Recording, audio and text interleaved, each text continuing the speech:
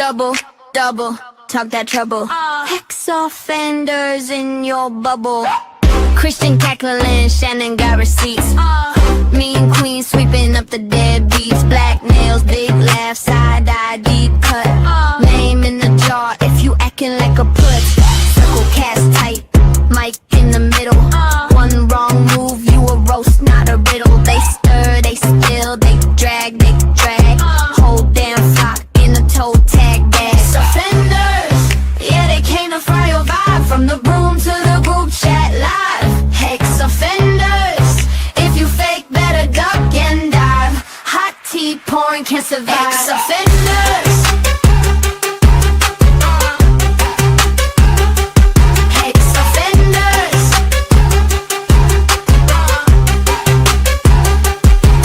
Offenders, they like that candle, talk that smack, turn your soft flex straight into a clap back. Which tips hit list, laugh till they cry. Sweet on the real ones, cursed if you lie. Cauldron on boil, that gossip steam. Every bad ex get tossed in the cream.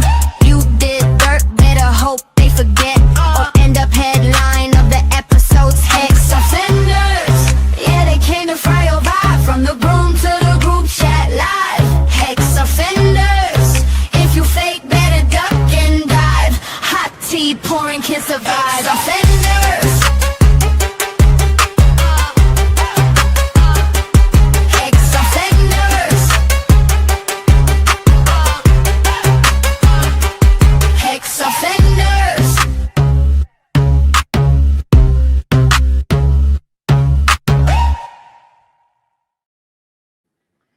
Hello, hello, hello. Greetings, everyone. This week we have to start off on a little bit of a somber and serious note. Our spiritual community, especially in New Orleans, lost a very valuable member this week. And I know that's resonated with a lot of people. We lost our priestess Miriam after a very short illness, and I don't think a lot of us have not only recovered from it, but I don't think it's fully sunk in all the way yet. When we lose elders in our spiritual community, not only do we lose the person, but we lose pieces of stories, we lose parts of tradition.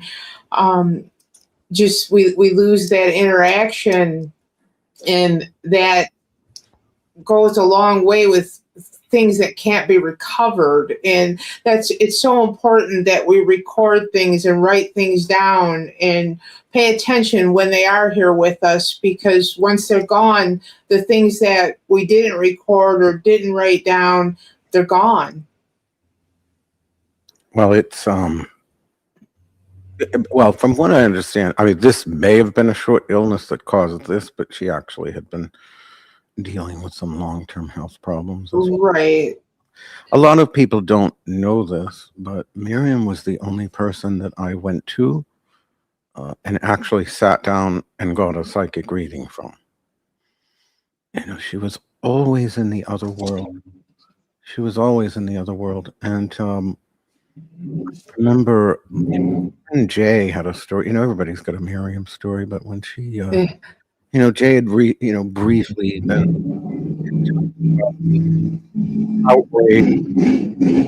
What the hell is that? Of Nutless Wonder and the gang, who, by the way, I noticed they haven't said anything about Miriam's passing, which just sort of underscores that they really aren't part of the community. You know, even Apple had the decency to say something, even though he's criticized her in life. And I don't know how anybody could criticize Priestess Miriam. She was just such an amazing light. But I remember Jay went to, you know, go to her class, and in the middle of, you know, because Miriam rambled, and most people couldn't understand her because she was always in this mode. It was like going to see the Oracle from the Matrix. And you know, if you listened, you would hear. And she literally stopped whatever she was saying, looked over at Jay and said, real spiritual people don't need to go to war, and then went back to whatever she was saying, you know. And it's like, that's what a reading with her was like. And even if you just went to visit her, Like I would visit, we'd sit and talk, or I'd bring people there. And, we brought Maxine Sanders. We've brought, all sorts of really spectacular magical lights. I put her on the phone, once she was at my house for a Christmas party, and that was the picture on my Facebook that I had up. I put her on the speakerphone, with Lori Cabot, and they just, really hit it off. People that had true spiritual connectivity immediately saw who Priestess Miriam was, and it's like, it's very much a challenging loss for the city. I think, I talked in my class at Hexfest this year. I finally taught, my truly magical secrets, the spirit of place, which is probably the thing that I use that is among the most powerful magic. And I talked about, like people are protected, like people like Miriam and Sally, and people that have formed themselves as part of the fabric. It's one of the reasons I did Hexfest. When Nutless Wonder did Sleazy Con, and he said, well, I'm doing it for street cred. It's like, I don't do anything for street cred. I did Hexfest, and I bought a house here because I wanted to show the people I was committed to the city. I mean, I just had this argument with Mimi from Esoterica, and she's yelling at me and telling me I'm in the doghouse because of some lie that Carol Perillo told her. And of course, they fell out, and when I got off the phone with Mimi, I was mad at her, but I didn't listen. I said, well, we need to buy a house. We need to make it clear is who we are energetically, and that, we need to be part of that magic. I already am in Salem. It's very, the whole 10 years Lori Cabot and I didn't talk. We never get rid of each other because both of us, no one understands the magic of place like Lori Cabot. Like no one has put it to greater use. No one has identified their name with the name of the city in such a way, that you're the official witch of Salem. You know what I mean? Like it's a power. Miriam had that power. She had a commendation from the mayor on the wall, that people in the community respected her. She worked with Sally on Sally's National Voodoo Day, participating with the nation of Benin, really spectacular things, and Yeah. hold A on. lot of people don't. Oh, sorry. Just trying to see That's okay. so all the sounds don't read. Like every house sound reads on this thing, and I don't know. A lot of people don't understand how worldwide she was too. Like she had visitors from Japan. She had a lot of foreign people made it a point they came here to see her, to speak to her. And she had the opportunity as well to visit many different places. So she, not only was she respected and elevated in our community, she was worldwide. She really was. Oh, totally. It used to show me how many people were watching it, and it was kind of interesting. We're actually live, right? I never know. Yeah. What did everyone think of this week's thumbnail?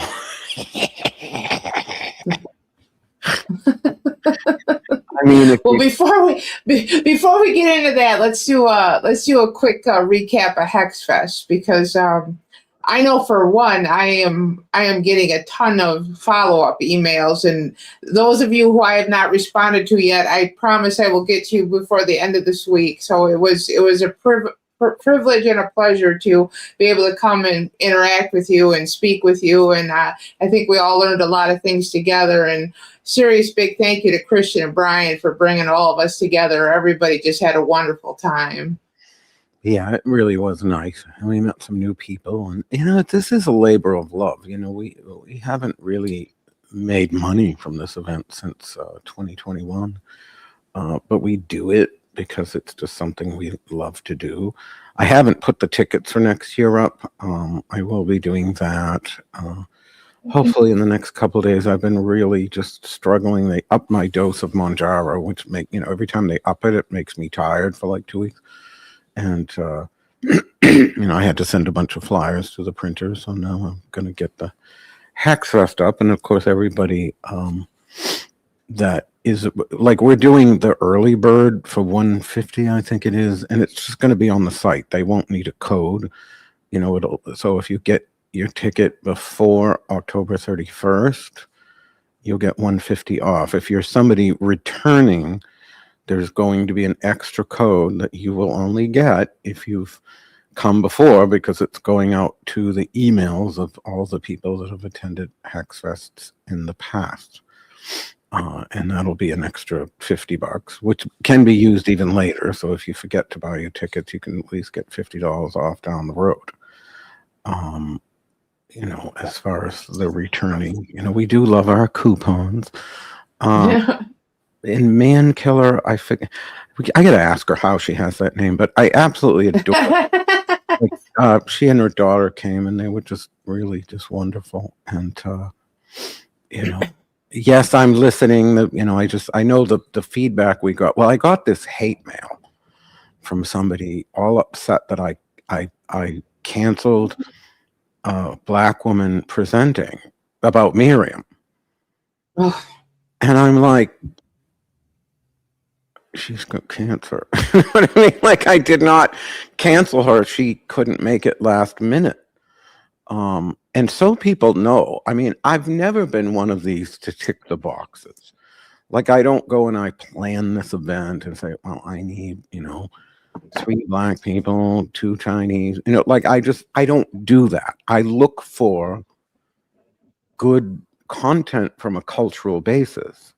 And so naturally, if I'm talking about the magic of Haiti, the year I asked Marie Carmel to do the magic, because in any one of these schlemiels that get initiated in Haiti can talk about Haitian voodoo, and then there's experts like we had Sally this year, who's amazing, and has run the voodoo,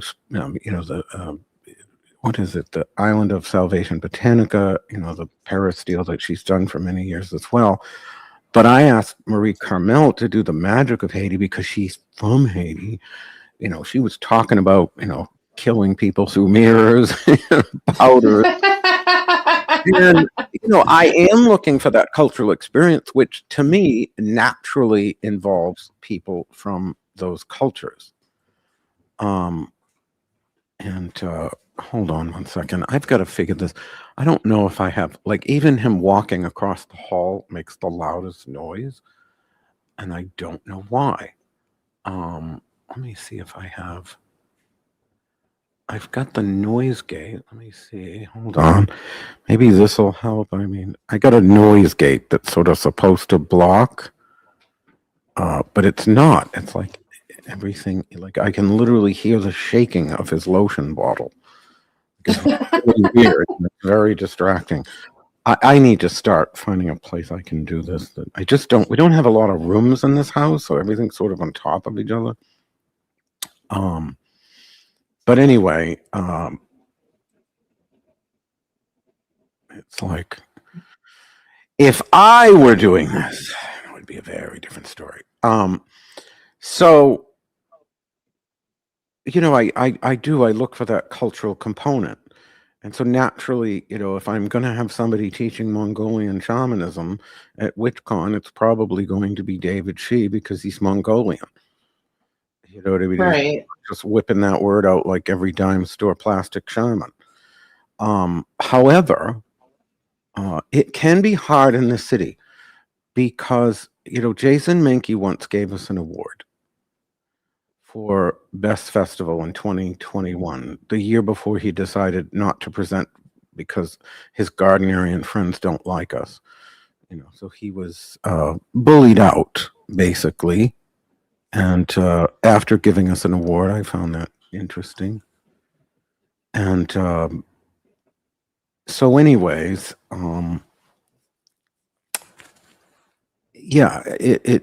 the idea when we used to fly and hotel everybody, because we used to be able to do that. because it was a very successful event, and most of these festivals have not been as successful as they were pre-COVID. So, I was able to fly and hotel everybody, which, I think Mankey overemphasized the connection between people of color and poverty, which is a form of liberal racism I think we've all seen. You can find racism on both ends of the spectrum. The left loves to put people of color into these pathetic little boxes that, that sort of keeps them, marginalized in some way. But it is true that by flying and hoteling people, I did have more people of color, which I can't now.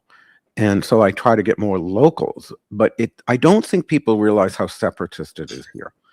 Like there's a hoodoo festival that's local that's literally, there's no white people and they don't present anything white people do.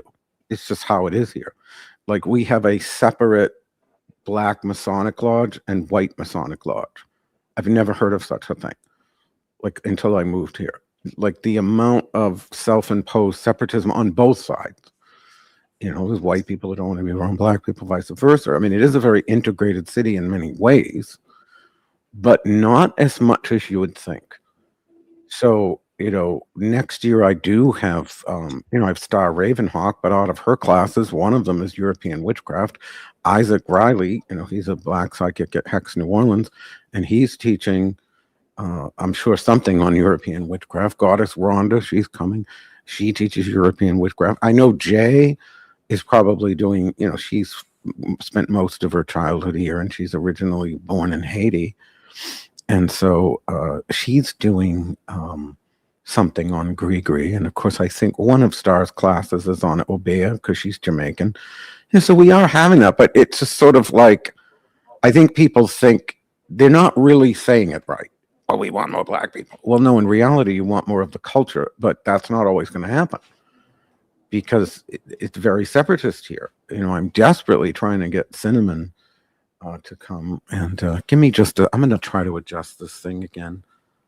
I'm not sure why it is like I can hear him rolling the paper towels. 1 second. I have like a noise gate that's supposed to guard against this thing, and I don't know why it doesn't work. Brian, I am just going to ask you is there like a time limit to this? Me walking in my own house. Well, I get, Brian, if I was coming in, hold on.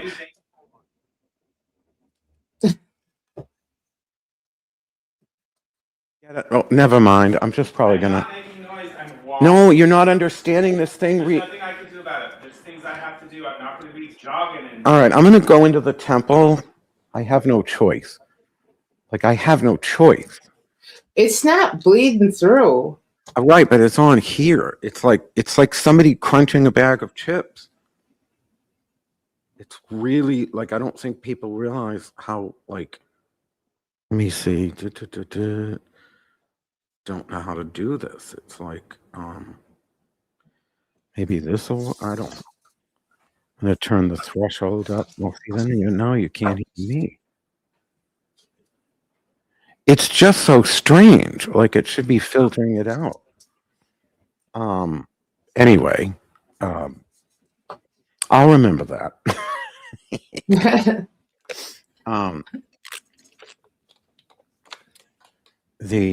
So anyway, no, I get you can't hear it. I don't know why it reads on this. Like I have no idea why. Like it's like squishing, it's really weird because I'm hard of hearing. So I'm not sure if there's something, on the outer end.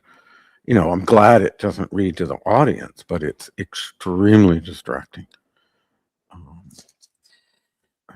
But back to HexFest for a minute. Events like HexFest are so important because we spend the whole year just communicating online, on Facebook, unfortunately on TikTok, and to have that personal experience. Obviously, we're all enjoying ourselves, we're having fun, but we're also making that human connection, which adds to the magic. It really does. And I think we all walk away every year with newfound friendships, newfound ideas. I know that a lot of people open up to, not necessarily that they're going to practice something else, but they open up to, learning about other practices and stuff that they may have very well not been understanding or exposed to just through Facebook or the online arena. So, again, I just think that I know it doesn't always make money, but it's important. It really is. And again, thank you to you and Brian for keeping it going. I'm like asking Claude, has anybody had what? Like, so I switched to Claude from GPT because GPT had a 40% hallucination rate and Claude had a 10%. But it seems like it's way worse now. It seems like it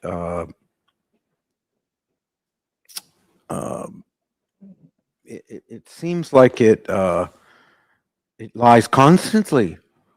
Oh, well, I just suppose that was the answer. And then it won't admit to lying. Yeah. I get mad. Yeah. AI's gaslighting us. Right, if I get mad and swear at it, well, you don't need to swear. And it's like, but it literally will lie. And but that's not really lying. That's just guessing. I'm like, no. If you're guessing and you're not saying you're guessing, you're lying. Like if you don't say, I'm taking a guess here, even when I say over and over, don't take a guess here, it's incredibly frustrating.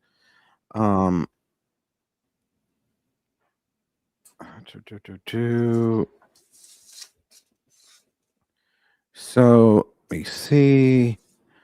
Up to 40. All right, I'm going to try this. Setting. Okay. And then, well, that's like too much. Like now it's cutting off every other word. All right. And then threshold at 35 is also permissive. Try 125. All right. I guess we're going to try this. No, I can still. Here's the other thing. It's not catching me, but I can still hear him. And like Michael was saying that, maybe it's processing after, but it's not processing after. It's let me see here. It's just not processing after because I can hear me being cut out. I don't know what to do. Let me try it without any compression at all. It's just really horrible, and I don't know what to do. Let me see here. Well, I guess I'll try this. It's like really bizarre. It's like I don't know how. Like I can't hear me on the microphone if it cuts out because of the noise gate, but I can still hear his feet squishing by. So it's like there's some other microphone adding to the mix here, and I don't. There's no other microphone, so I'm completely lost. Entirely lost. My output and input is the roadcaster. I don't know. I'm going to have to run some serious tests next time because you can hear this cutting off. All right. Am my words cutting out, Shannon? No, not at all. It's just really strange. Like, so I'm telling Claude, well, when I did that, it cut out lots of me, but I could still hear tiny sounds around the house. That makes no. Yeah, that's not bleeding through at all. We're not hearing it. I don't know. I couldn't tell you. I have no idea. I wish I knew. There's obviously something going on. Excuse me. I don't understand. If your cloud lifter isn't powered,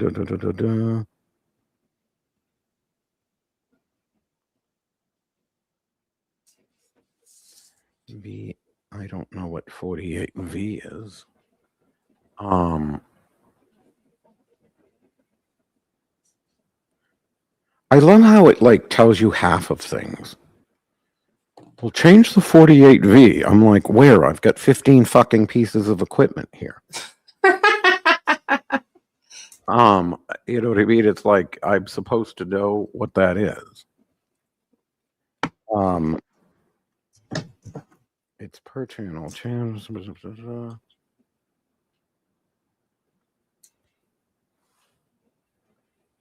I don't know. I have it on. It says the microphone is dynamic. It just makes it up. It literally is just making things up as it go along. It literally is just making things up as it goes along. And I don't know why. Like you cannot rely on it at all now. What phantom power? I don't fucking see phantom power.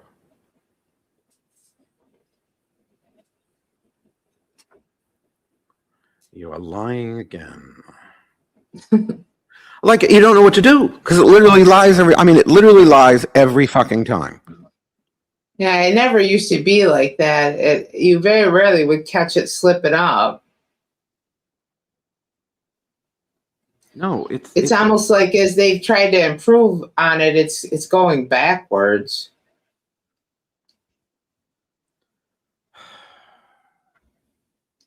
So those of you that did attend HexFest, did you have a particular standout class, something you want to see come back again next year?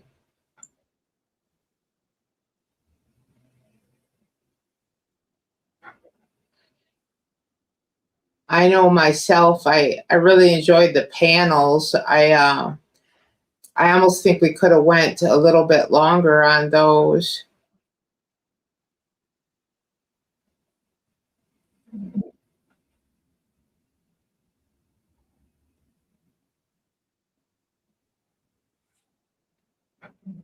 Sorry. It's okay. I don't really have a place in this house to podcast. Like he has a separate room that's at the front of the house. I don't have that. So like my room doesn't have the room unless I'm using a green screen and I really hate it.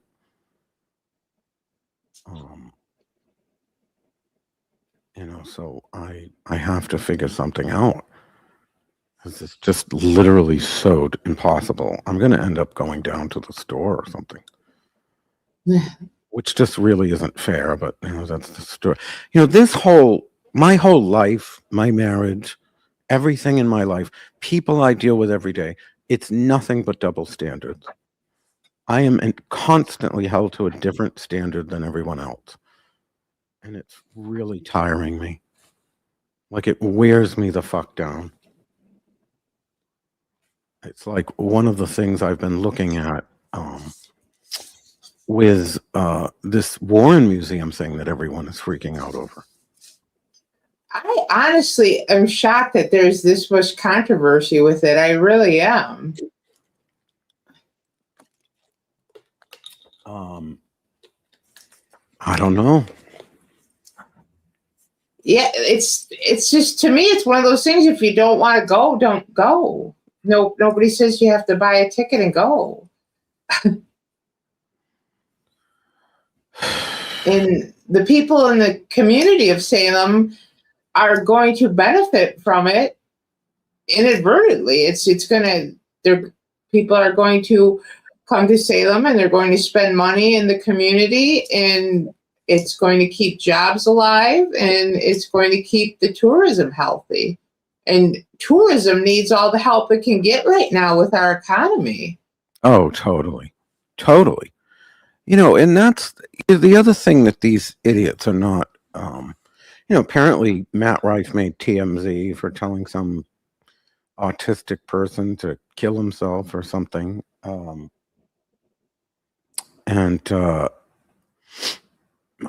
Bert, you're not understanding. It's not what you can hear. Like if I'm trying to think of a thought and I hear like I'm not going, it's going to throw my thoughts off. It makes it impossible to be in the moment when it's that distracting. I just as soon cancel the show, like if I can't find some way around it.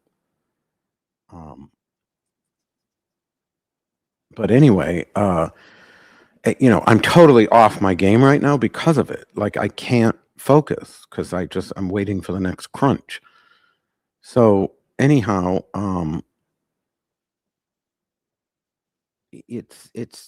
there's this huge, if you go on the Salem, Mass, the Witch City Facebook page,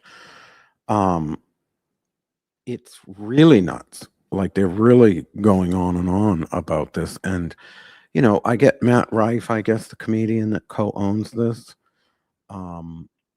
is, let me just see what I can see here.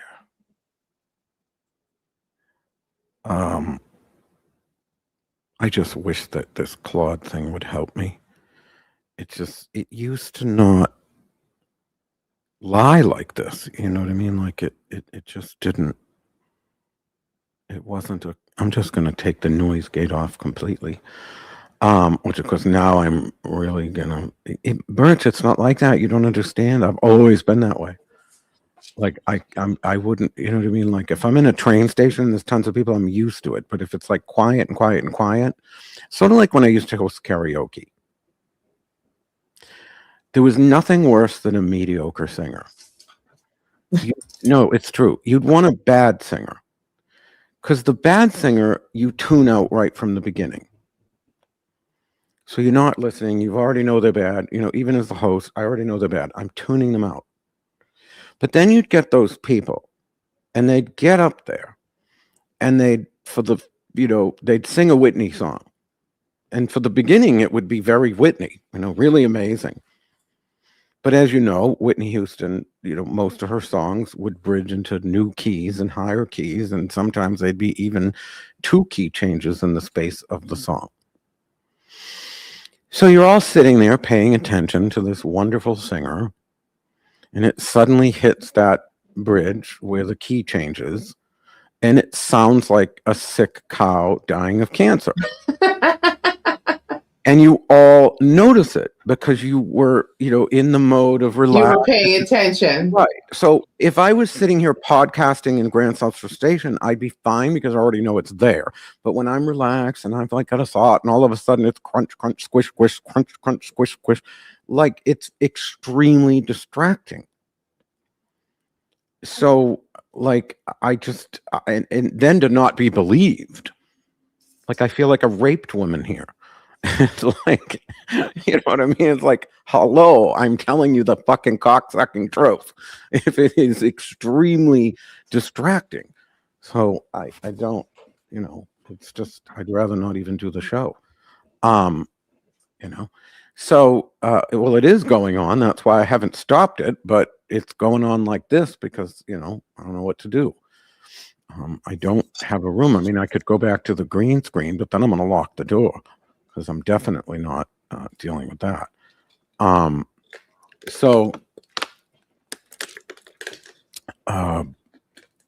was I going to say? So we're talking about Matt Rife. So he's one of the owners. And first of all, out of the gate, the man's a comedian. Let's start there. They say off the wall stuff. First of all, these little wokey, pokey, fucking retard, Jenny Z, fucking moron, non-binary, fucking freak shows are not old enough to remember Eddie Murphy going on about the gays. Wee, wee, wee. You know what I mean? Like, and we loved it. We didn't care. Like, we didn't care because he was fucking funny. Or Richard Pryor, or Sam Kinison, or Robin Williams. Yeah, but he was never as what is the famous one that was on Taxi? Man in the Moon, like Jim Carrey played him. Oh, come on, what was his name? It's escaping me. Me too, but he was way over the edge. Like these little fucking pussies today, they wouldn't last 5 fucking minutes in a room with like Andrew Dice Clay. Oh, Andy Kaufman. Andy Kaufman. It was Andy Kaufman. Yeah, Andy Kaufman. Yep. Thank you, You know Kelly. what? I'm tired of this shit. Like, I remember when Melissa Rivers was interviewed last year or something, and they were like, "Do you think that your mother would bow to cancel culture?" And she's like, "Never, No. never." And Sally, the one of the few jealousies I've endured in my life was that Sally Glassman was close friends with Joan Rivers. Oh my God. There's not many celebrities out there I'd want to meet. I mean, I love Streisand, but I have a feeling I'd probably hate her in real life. But like Joan Rivers is like, you know, just everything. You know, she's just everything. Yeah, she was off the cuff. She said it. Whatever thought entered, she said it. No, they would not survive those years. You know, we were the latchkey kids. I stopped having a babysitter at 10. You know what I mean? Like we didn't have these luxuries, these coddled children of today with their participation trophies and third place celebrations, and it's just so disgusting. You know, it really is. And they don't know how easy they have it as they, oh, LGBTQ persecution is worse than it ever was. Are you high? Yeah. This president definitely stokes the flames of, you know, this homophobic fuckery, and he's an asshole and all of that. But you people don't know. You really don't fucking know. You don't get it. You don't fucking know. Like, it's like those of us that didn't live through the civil rights era. And you and I didn't. You know what I mean? It's like us trying to understand the gravity of that. We're not going to understand the gravity of that.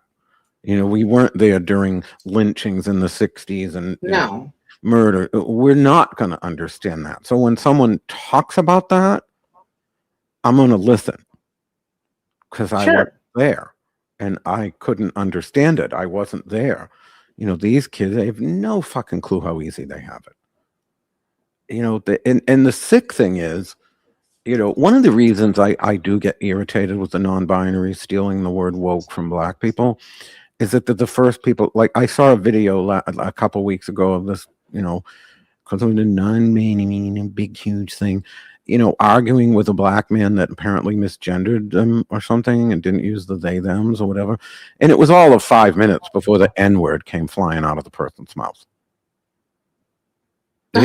Like, so, okay, you're going to steal woke from black people and then hurl N-words at them because, you know, apparently your non-binariness is more woke than a black person's.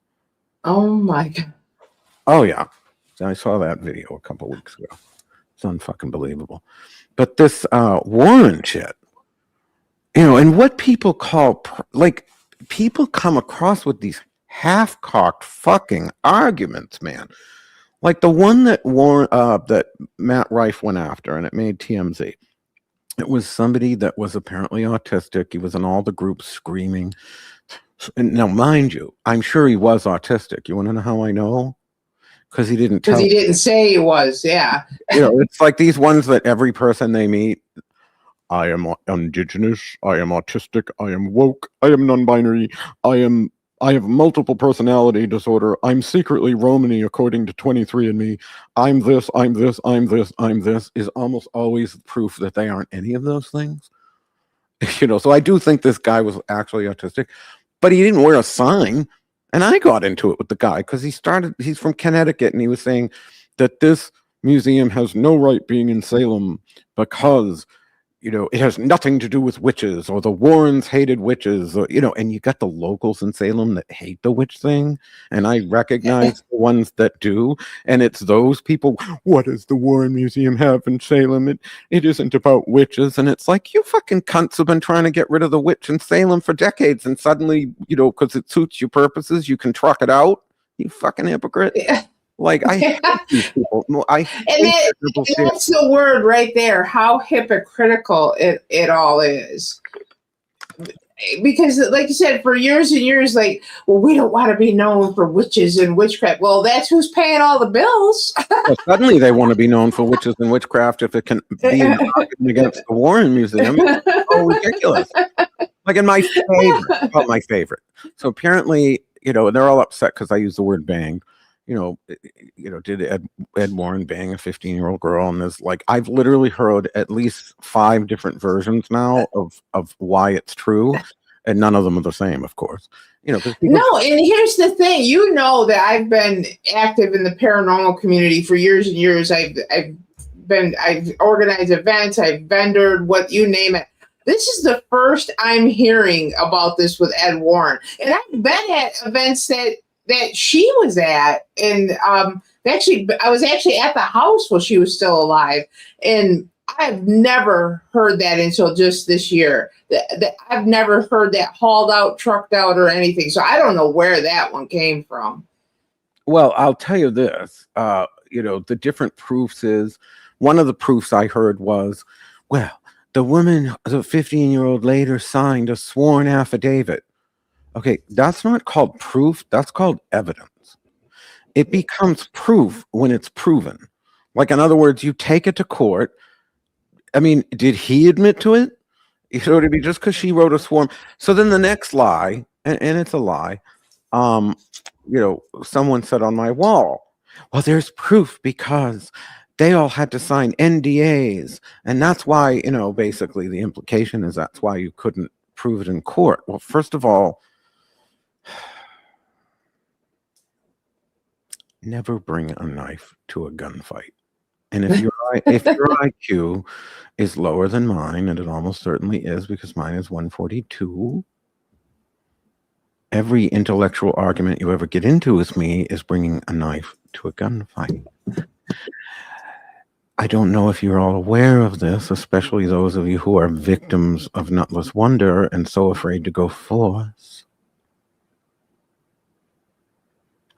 But NDAs do not protect from criminal or civil litigation. So if you catch someone in a crime or they violate some civil or criminal law and they made you sign an NDA, they have zero protection from lawsuits. An NDA does not protect you from a lawsuit. It does not protect you from testimony in court. I know that Nutless Wonder and every other retard on the internet has made you believe this, but you are incorrect. And it's probably because your IQ is lower than mine. So the point is, no, the NDA doesn't prove this girl was banged, but that wasn't even my issue. Maybe it's true. I mean, a sworn. Okay, Ed died 20 years ago. I don't. Seriously, it's been 20 years. At this point, I don't fucking care. But the reason I don't care isn't because I don't feel bad for the girl. If it's true, somebody just wrote. Sworn and physically signed. Well, that doesn't mean, but that's simply, do you think that my haters wouldn't swear and physically sign something saying this, that, or the other? I've had so much false testimony out there about me. It's ridiculous. I've had so many lies told about me. I had some fat lady say I fucking dragged her down the cobblestones of Essex Street, all 3 and that, like, mind you, as though Essex Street is ever empty of people. And I was gonna say, I don't know if you can see my lack of muscle here, but if you're 300 pounds, I ain't dragging you anywhere. I later friend requested that person just to make a test to I was like, I wonder if she knows I saw the stuff she said about me. So I sent her the friend request. She accepted it and later tried to get a job for me. The person. So, would she have made a sworn statement affidavit? Maybe. I mean, my haters are next level fucking crazy. I don't, look, unless I see some evidence in a court, unless I see something like, and mind you, I presented fucking pled guilty convictions of a child molester several weeks back. Nutless Wonder supports this man. All the 4G of Storm Fairwolf and all them. Evo Dominguez, Marla Roberson from Mystic South. All of these people support the guy hiring the pedophile as a form of restorative justice. Someone who fucking went after a child under the age of 13.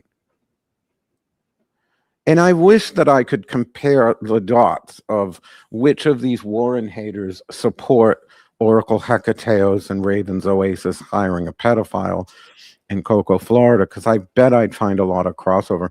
I already found a lot of crossover of people all upset that Ed Warren supposedly banged a 15-year-old who loved Raven Grimassi and all his books. And Lori Bruno posted Raven Grimassi's marriage certificate to a 15-year-old girl. So why are you all okay with that, hypocrites?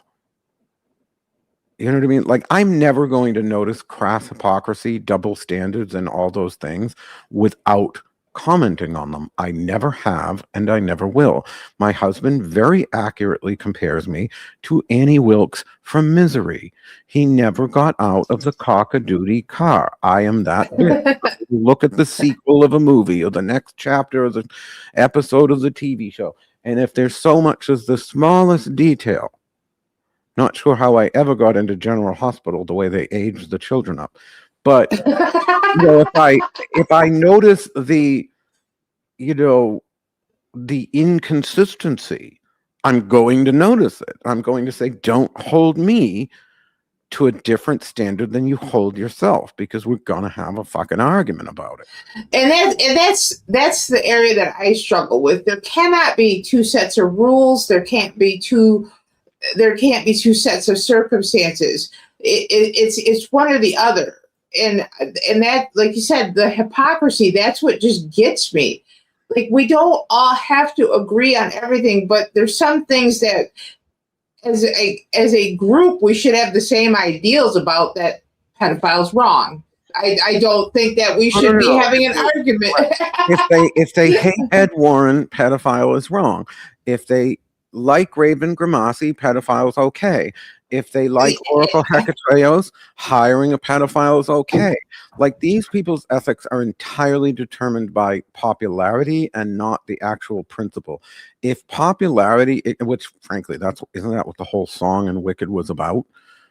Popular. Yeah. That whole song is literally a satire of, how our society bases it puts popularity over principle. I won't do it. I just won't do it. So if it makes me the unicorn in the room, I'm okay with that. I don't care, because I know that I'm standing with what is principled and what is true. We've got some callers, and so let me add Joshua. Welcome to the fun bus here. Hi, Christian. Hi, beautiful people. How are you? Oh, that's nice. I didn't do any makeup. I didn't even shave. I was having tech issues, so I didn't even shave. What did you want to ask about or talk about or mention? Oh, man. I'm... Oh, God. Aren't you non-binary? Here I am making fun of non-binary people. Hey, man, I make fun of everybody. I don't really leave You it. do. I know that about you. You I mean, did you catch the thumbnail? I basically made Shannon and I into retarded people. Like, literally, we were Down syndrome dolls. Remember those? I almost bought. They used to have a website called Down Syndrome Dolls. I almost bought one. They were like smiling with their tongues, So I literally made Shannon and I into Down syndrome people just to fuck around. Oh my gosh! You know what? I have a dark sense of humor. I'm not politically correct at all, so I can appreciate it. Well, I just and back to what we were talking about. That's the whole Gen X thing. We made fun of each other, and we all survived, and I think we're all better people for it. Yeah. Right. Well, I tell people all the time, I say, you would never have survived on the early internet. Like, I was desensitized in fucking Call of Duty lobbies. I remember the war zone that was IRC. Does anybody remember that?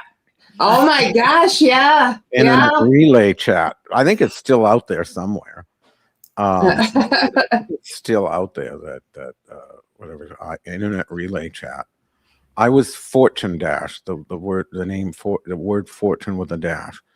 I was mostly just on like the gay Boston group. I met a lot of friends there. And Nice. but we were all nerds, and like everybody there was a nerd, because nobody that wasn't a nerd could figure out how to get on IRC. You know what I mean? It wasn't like the stuff you had today where you just click and chat. Like it was, there was a It process. was involved. I know. You had to find the right server and all. It was all very nerd-esque.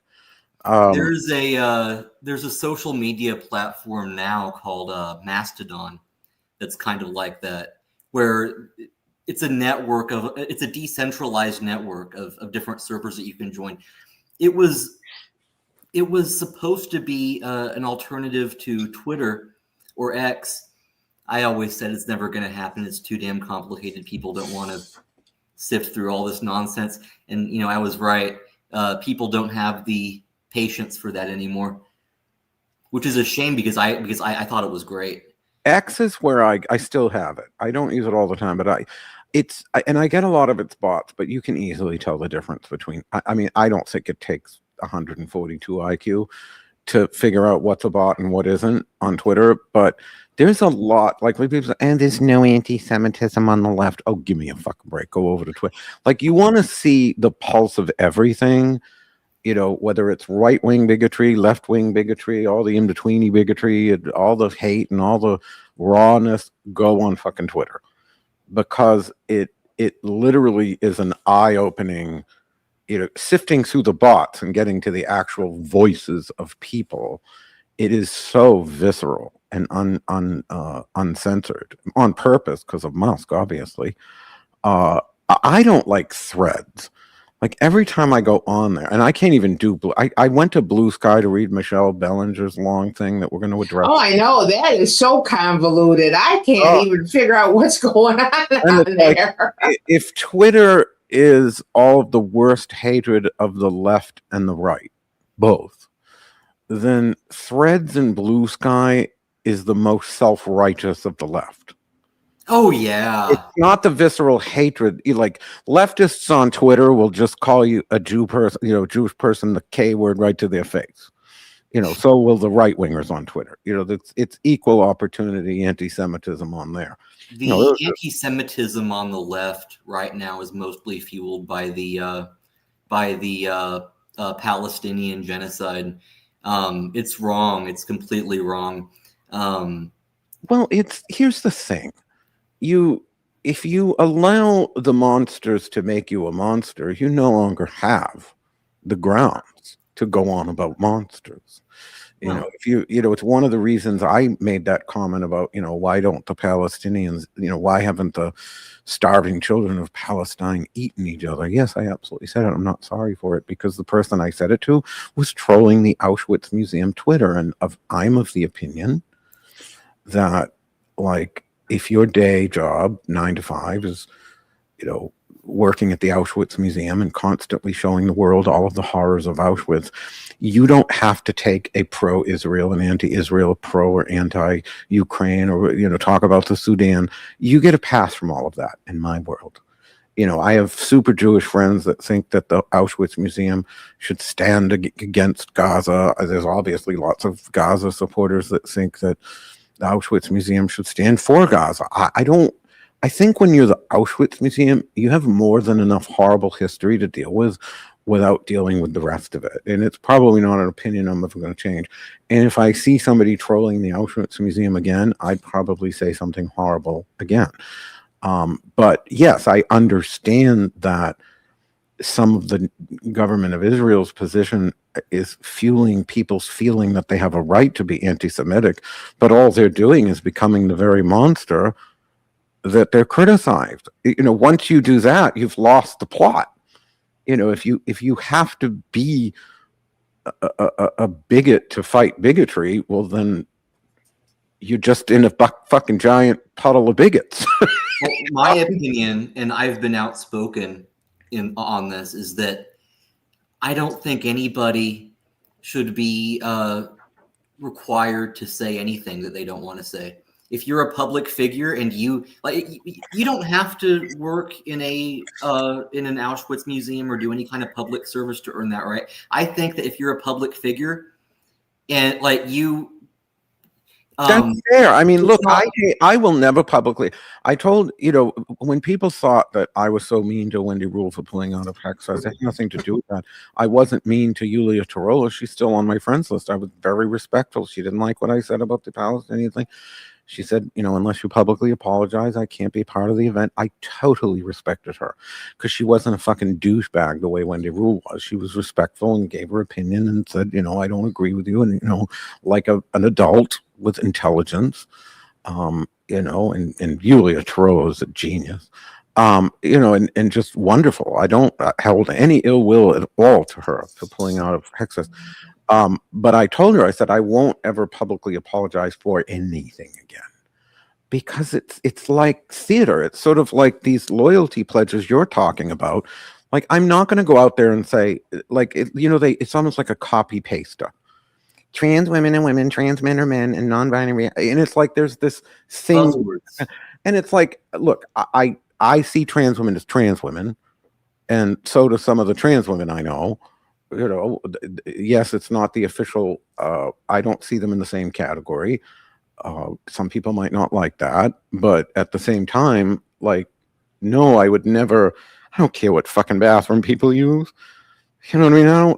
I don't care about most of that. You know what I mean? I think people should be able to live their lives. If they suddenly want to say they're a tree, I might think they're weird, but I'm going to respect whatever your hustle is, because it's your hustle. It doesn't mean I'm going to be part of it. I wouldn't have sex with a trans man with a pussy. I'd be more likely to bang a trans man with a dick than a trans woman with a pussy. So, what does that really mean? Does that mean I'm bisexual now? I like dick, but but they want you to make these proclamations to say you're part of the official stance, and to me that forces you into a laundry list, because it's no longer just about the 1 or 2 points you're agreeing with. It becomes all of them, and then it becomes, well, if you want to be part of the club, you need to go to Breitbart and look at what they say to believe and adopt all 10 things, or you go to, if you're on the left, you got to go to Huffington Post and adopt all 10 of those things. I won't do it. I reserve the right to look at every single issue on its own merit, whether it's guns or the death penalty or taxes or any of those things. I'm never going to go, what's the liberal position? I won't do it, ever. Like, I reserve the right to apply my analysis to every issue. And if someone doesn't like that I do that, I don't care. I don't live my life for other people's determinations, and I've never cared that much about popularity unless it makes me money. Yeah. Well, no, and I'll say this: there's to these Warren people, and my friend Lorene, she's on a lot of these groups. She gets on some of these annoying tourists, sometimes a little too much, but she does got a good head on her shoulders. She makes really good candy that she made for me once, but she was very against the Warren Museum, and what the Warrens hated. This is one of the other mantras: the Warrens hated witches. The Warrens hated witches. The Warrens hated witches. Well, yeah, they hated witches. Sean thought they were great. Sean Poirier. I thought they were frauds. I still think they're frauds. I'm not afraid of some fucking Raggedy End off one, but at least when it came to New Orleans, it was entertaining. Like a plantation burned down. Everybody loved that. Whether it was racial justice or whatever else, the plantation burned down. The voodoo bone lady entertained all of us with that viral video. Go to hell, Annabelle. We all had fucking fun with it. And up in Salem, of course, everybody's fine. I mean, literally, there are so many friendships ended and people at war, and they attacked poor Ken McTagg, that makes our signs. And he made signs. He makes signs all over Salem because he made signs for them. Everybody got really upset, and they're picking on the poor guy that makes the signs. Well, I find so the man's supposed to turn down work. Oh, it's ridiculous. So I said, and then somebody goes, and then the people going, well, this isn't Salem. Salem doesn't fight like this. I'm like, first of all, New Englanders fucking fight about everything. Salem fights. First of all, you don't understand. Like, I used to, when I first moved to New Orleans, and I saw how, like, we'll get it done when we get to it sort of attitude, no one cares, and the apathy and everything. As a masshole from Massachusetts, when I was 30 and the .com bust happened, I'm living in my aunt's basement, and she had the old tape record machine. She was the longest running city councilor, and I'm listening to the record, the little voice recorder, voicemail. Mrs. Troubadours, there has been a 4-inch pothole on Smith Street for 48 hours. When will it you look open in New Orleans, and they'll go on for 20 minutes about this pothole on the tape machine. And like down here in New Orleans, it's like they'll have photographs on social media of a whole family using a hose to fill a pothole with water and using it like a pool. And like the universe of difference. I'm sorry, massholes, but you fight about everything. Salem was where the witch trials happened, and people tried to murder their neighbors through, judicial means in order to gain their property and, everything else. And, or just settle old scores. So it's like, that's all you do is fight. But here's the thing that I look at. This is an angle I don't think they see. For me, Salem is a numbers game. And I remember Pastor Phil saying to me when he used to do the tents and all that. And the Christians that come to the common now, they're like, well, don't you hate us? I said, it's a numbers game. If 2 million people come to Salem this year instead of 1 million people, and you manage to get, 10 of these people to let you perform an exorcism, and then they come to your church and, oh, praise Jesus, and let me give you 10% of my income. Great. Okay, that's 10 more people voting in a way I wouldn't necessarily like, but how many more people of that 2 million people, of that additional million people, have I now been able to educate about witchcraft? And if anybody that's ever worked for me has been to any of our Christmas parties, Brian and I always talk about how we see the staff as ambassadors of magic. This is more than just a money grab, much as everybody loves to think I'm just some money grubbing whore. I'm just partly a money grubbing whore, but I am never not cognizant of the fact that every time someone comes from Montana or wherever the fuck, Wyoming or Florida or some backwater town in the middle of nowhere, and they come to Salem, they experience witchcraft and magic from a real practitioner. It helps them in some way. The psychic reading they get changes their life in some way. They go back to wherever it is they're from, and they say, I met a witch. That person was helpful. That person changed my life. Witches are not evil. We still, like I said, when I talked about why I didn't think pedophiles should get back into our community, regardless of whether they can rehabilitate, it's because we just had a woman win Academy Award for playing in that movie Weapons as a witch that locks kids in her basement and sucks off their energy. Like that narrative of we are evil. And you can say it's just a fucking movie, but since we're on the subject of the Warrens, how about the fact that Bathsheba Sherman's gravestone has been kicked in half multiple times from people who saw the original movie The Conjuring, thought, oh, this lady's a witch. First of all, she was never hanged. Like, none of that stuff in that movie is true about Bathsheba Sherman. But because people saw the movie, they went and they literally, and because it, basically says based on a true story, they go and they kick this woman's gravestone in half. Well, I'm sorry, but that's fucking disgusting. And don't tell me that the perceptions being created about witches out there in the pop culture do not have a real world impact, because they do. So therefore, and as Lux Lady said, they can't rehabilitate. I don't care whether they can rehabilitate. If a pedophile could rehabilitate, I still don't want them back, because they're playing into the narrative that witches harm children. And so they don't ever get to come back on my watch. Sorry. They can rehabilitate on their own little island somewhere. Well, right. I'm not exactly. I won't make this.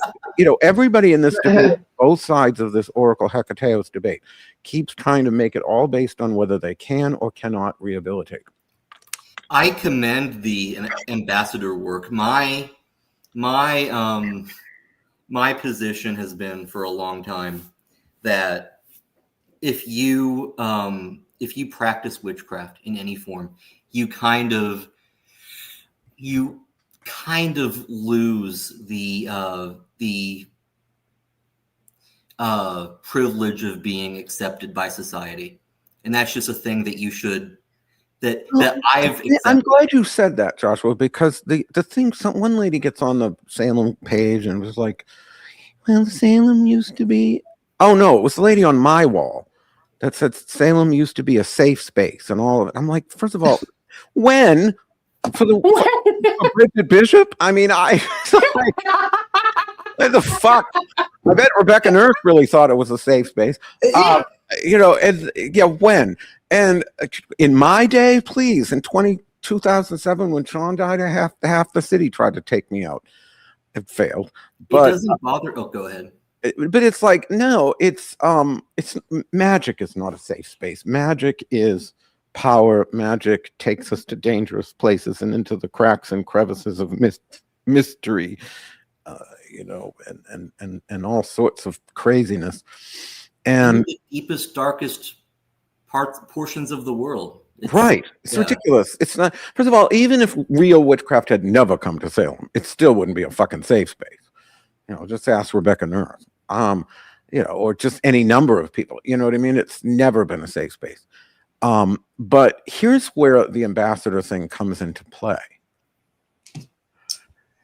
If more people coming to Salem means more people from all over the world, that my staff, my psychics, Brian's and mine, psychics and staff that work with us. If every additional person becomes someone else they can educate that witches are not evil, then two things become true. The Warren Museum, because, I know that, our former Salem director of tourism is now director of tourism for the whole state of Massachusetts. She always loved to bury those statistics from 2011 and always accused me of misusing them. Well, it wasn't that was the reason they came, but they included that reason. And I'm like, Kate, I'm not fucking stupid. I know it was a checklist of reasons, but the fact that when they were asked why they chose Salem, 89% chose the modern witch. That shocked them, because the powers that be in Salem always believed that witch shops only attracted Wiccans and pagans and weirdos and tattoos and all that sort of thing, when in reality it's always been Muggle seeking magic, and it is the reason I've never been able to be canceled. And the fact that my detractors don't know that I can't be canceled, because they also think the only people coming to me are witches. So if witches hate me, I lose everything. Well, that's not true, because 90% of my customers aren't witches. But 84% chose paranormal exploration, and that was 15 years ago. It's one of the reasons I've been trying to reach out to Elton Cassidy. I don't know if he has a negative opinion. There's like, who the fuck is this guy? Patty Negri, will you please put me in touch with this man? Because I don't think they should just be coming temporarily. I don't think they understand the market. They probably will once they're there. But if 84% of Salem visitors chose the paranormal as one of the reasons that they chose Salem 15 years ago, imagine what it is now. And so think about this. Number one, that Warren Museum is going to bring that many more people that in turn my staff can educate that witches are not evil and go back to wherever they live and say, yes, witches are not evil.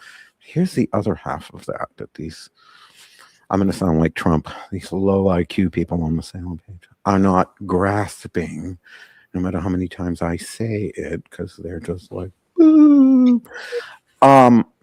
Isn't it a little karmic or poetic justice when you consider the fact that the Warrens not only hated witches, but demonized us constantly in all practices and everything else? And so now their little trinkets and Raggedy Ann dolls and everything else are being utilized to bring people to the very city that's going to counterbalance everything they believed. Because Matt Rife and Elton Cassidy aren't going to make that whole museum about witches are evil. They wouldn't dare. You know what I mean? No. They're not. I mean, it would make no sense to go to Salem, open a museum, and just make it all about witches are evil. That aspect of the Warren legacy will not be front and center to that museum, which means all of the life work. I'm hoping people can follow this bouncing ball, because it's louder than my husband's flip-flops.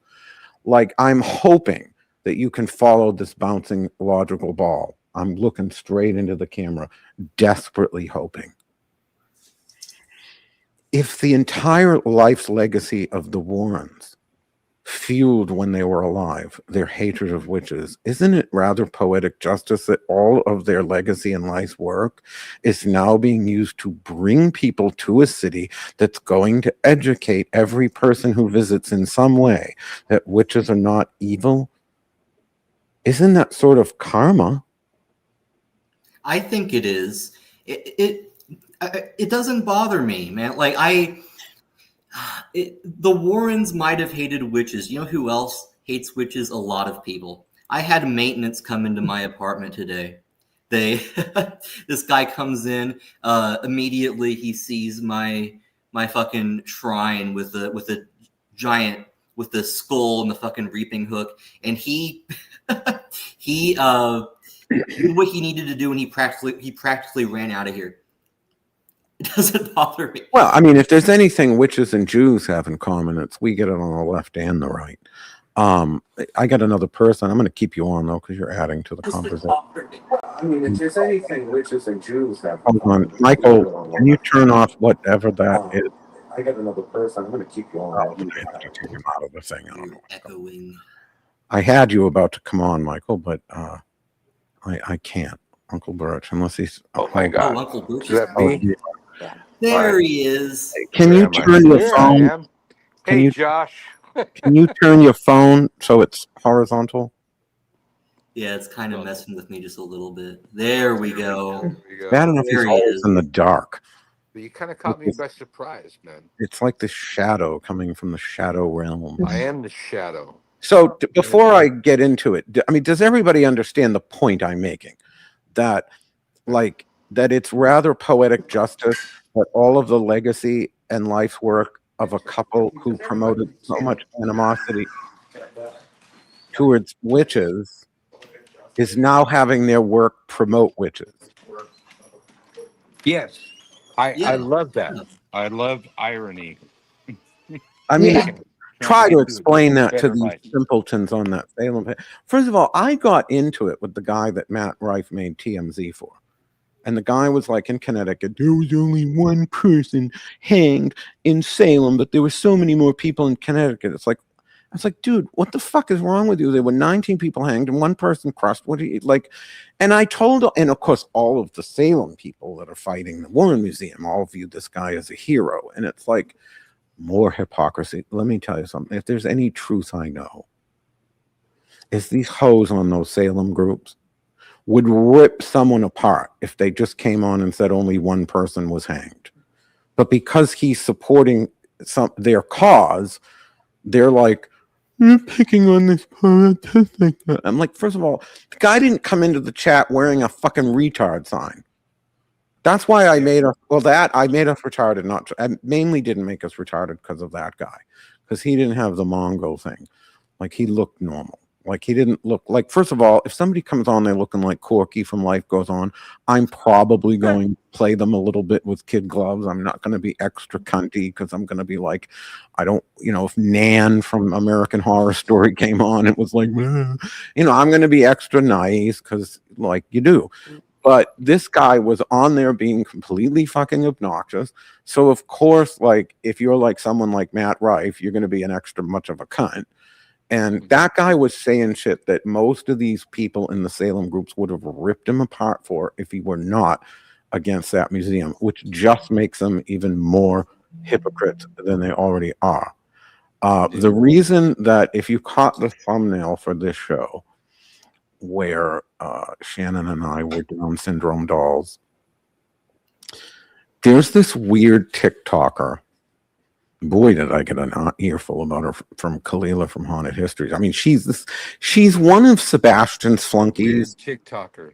She's one of Father Sebastian's flunkies. Was. She was at the same birthday party when Nutless Wonder was playing. His daughter with liquor. And her daughter, his daughter was telling me all about her vagina. I have a cis only Coven, because we do menstrual magic. Look, if you're my friend's 15-year-old daughter, I don't want to hear about your menses or your pussy. So anyway, I would hope not. no, and but Moira was at this thing, and she's one of these Ren fan, and it's like I get it. There's what did she call it in Miranda Priestley and Devil Wears Prada 2? When she starts talking about the body negative movement, it's like I don't understand those Renaissance dresses that make you look 20. If you're already 500, I've not seen 2 yet.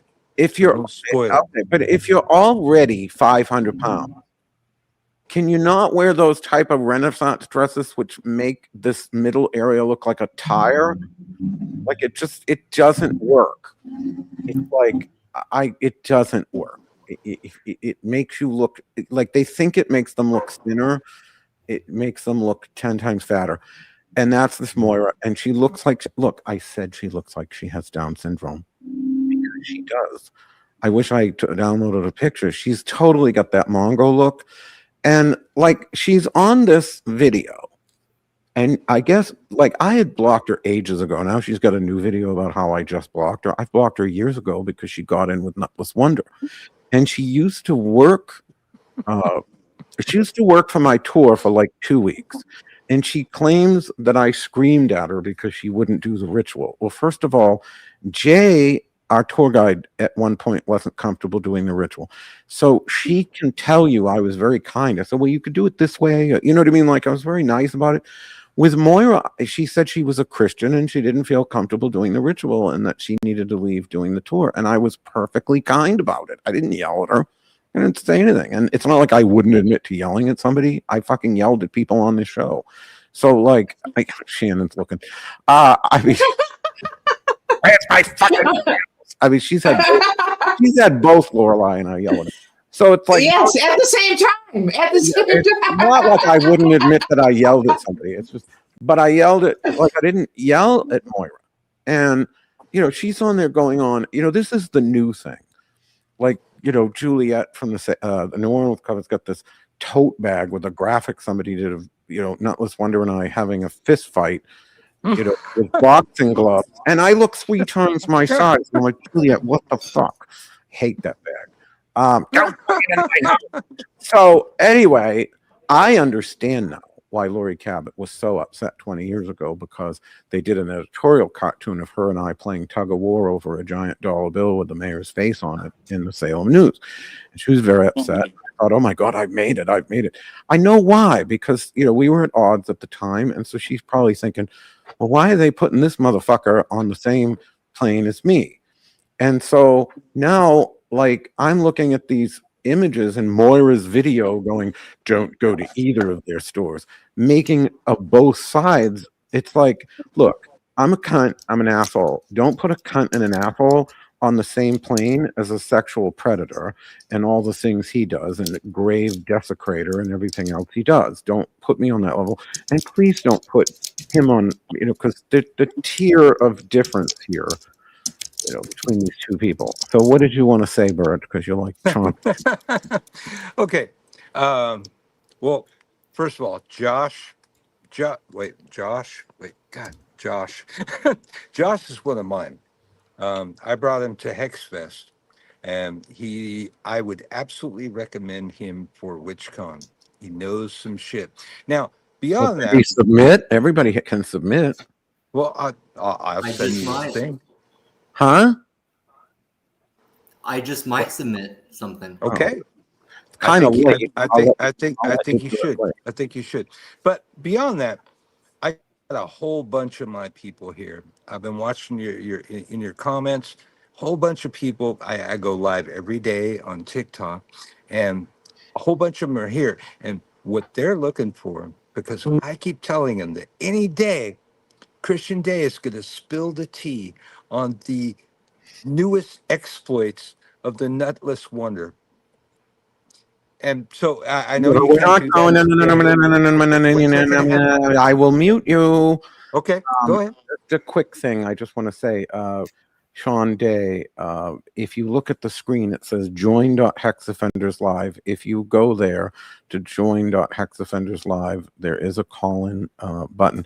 Just so you know, the reason, and I am going to say this much, and I'm glad you said something because it reminded me to say this, and I would have forgot. Gabby Gray, I spoke to that Bella Tachian, how do you say her name? I spoke to her for over an hour. And I guess she used to be involved with the Beehive Coven. So I think she was she's like, I'm very skittish about you because I don't know. And I heard these things. And I'm like, well, look, I'm not, if people don't want to like me because of what they heard, I mean, I went to meet with that Debbie Jeffries that runs the Beehive Coven. She took over for that Velvet Ruth when Velvet died. And I remember 12 years ago asking her to teach a class at Hexfest. And Debbie Jeffries was like, I don't know what I would do. I'm a Wiccan priestess. I don't do magic. And I'm like, What? the fuck is this? Like, literally, from what I understand, they cast a circle with a bubble wand. I mean, I don't even know. So if she's the reason Bella suddenly, ghosted me, I'm not going to lose any sleep. I did tell Bella, because I know she didn't like that she was a Nutless Wonder. And I said, look, I gave you the best part of that fucking Pretendian video with her going, what the fuck is that? Like, I must have replayed that 100 times. But, I know now that, Gabby Gray, she won't speak to me because she says I called her a retard. I honestly don't remember. But if I did, Gabby, I do apologize. But I would. I know, but here's the fact. I think I might have said it about her to Nutless Wonder. I said, she's a retard. He got all mad. Question my initiates. Well, first of all, we're all sitting around. Shannon, weren't you there? We were sitting around the high tops at fucking Post during one of the Hex Fests. And Nutless has Gabby Gray standing about 5-10 feet away. Do you remember, Shannon? And she's like this. The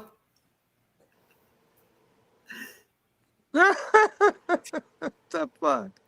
And we're all fucking laughing because it was like you had Angela DeFazio there, all these people from Salem witch world. And we've seen, despite this person on my wall saying Salem was a safe space, we've seen so many of these fucking tardleys roll up on the shore like barrels of toxic waste. Like, I am the walk-in and my soul is gone and it has been replaced by aliens from the Pleiades galaxy. I mean, we've seen none of you get it unless you spent years living in somewhere like Salem. Even New Orleans doesn't come close.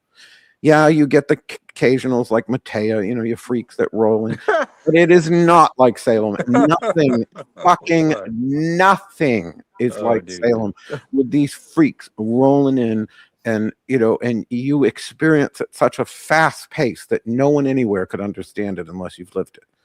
And so all of us sitting around this fucking thing, and of course Shannon's been to all the festivals, so she's seen all the freaks. So we're looking at, and it's like, yeah, we thought it was fucking ridiculous. Now, was she 22 or 21? Okay, she was probably being manipulated.